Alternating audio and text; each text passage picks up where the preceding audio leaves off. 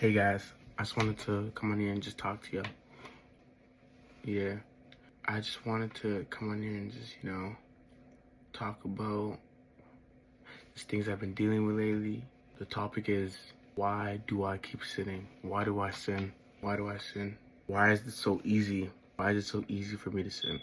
And when I got saved in 2023, the summer of 2023, it just felt so, how do I say, easy to choose not to sin.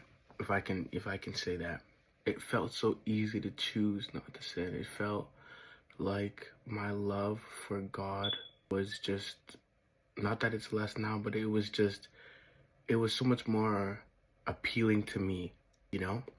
Yeah, it was so much more appealing to me to choose the righteous path.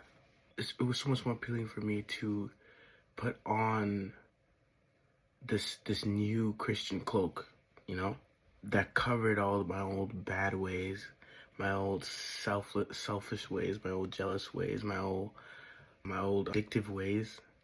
Throw it out and say, wow, I'm living for something. It felt so much more easier, And I'm sure some of you guys have felt the same thing, but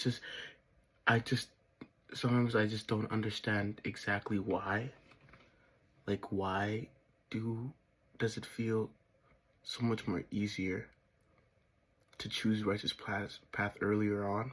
Even going even deeper to that, it feels so much more easier to choose the righteous path when you're around Christians, or you're fresh off coming from church where you've just read your Bible. It's almost as if we're supposed to be having a constant confrontation with our faith, constantly reading the word, constantly being in his presence. But I think there's an intentionality that has to come with it. And this is not me saying that things are not led by the Spirit, or you're turning into religion and things like that. No, I'm just saying, like, there's something to a dedication and a habit to something. There's something to having a habit, like when you have a habit, like say, like you want to run every morning at 7 a.m. That first, second, third, maybe fourth week is going to be hard. It's going to be hard. That first week is going to be immensely hard. But what's going to happen is it's going to get easier and easier and easier and easier and easier, right? And that's so, like, interesting to think that us as humans, when we create these habits, it becomes almost second nature to us. Like, there's people that wake up at 4 a.m. in the morning, and it's like they don't think about it twice. They don't think about it twice. They just don't, because it's a habit.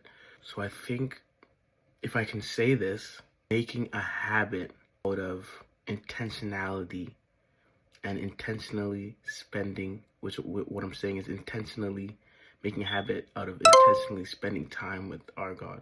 But still, that feeling of, wow, it's so easy. Then I wanna really understand that feeling, because I wish, man. Everyone knows. I wish it was, wow, you turn to Jesus and, like, your life is just perfect and you don't struggle with sin. Like, we wish that but that's not true. We fight not against flesh and blood, but against principalities. What does Paul say? He says, I do the sin that I do not want to do. So it's almost as if, like, this is, like, it's going to happen, and it's almost as if it's going to happen more, And I'm thinking, just like, why, like, why does it happen more, And I think I've struggled between good and bad.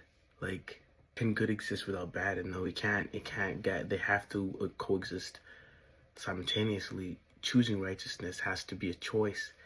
And so when you're so much more aware of choosing the righteous path, I think even choosing the bad path becomes even more aware. Because there's a point of which I was at where I was sitting, but it was like I wasn't aware of the fact that I was sitting in that sense. Like, I knew, like, partying and drinking and all these things weren't the best things for me, or lusting with women, these weren't the best things for me, but they was kind of just what people did, so it was just what I did, and, like, I just saw it as, like, normal. But like when you are aware of the good and the bad, it's almost as if the bad is more tempting, you know? And then I think that's why. I think that might be why it's so much more easier for us to choose when we are newly coming to faith, because choose the righteous path when we're newly coming to faith, because it's so much more there. But as we become more aware of what righteousness entails, faith without works is dead. It's not that the works is what justify the faith, but through our faith, if your faith is true, why wouldn't you bear the good fruit?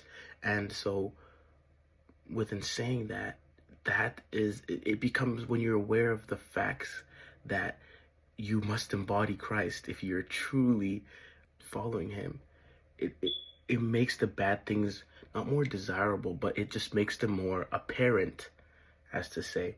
Like, okay, like you have friends that do this and do that, do this, and you're now in Bible study or in church, you're speaking about how I need to change my environment, I need to be around better people, and like that's gonna make you aware to the fact that you're in those situations with your friends, right? As before it was like normal, like they're just my friend, but now I'm like, wow, I'm aware, I have to make a choice here. And like now that you're aware of the righteous path, you're aware of the bad, but you're aware that that path was bad. You're aware of the broad path, and you're aware that it's bad.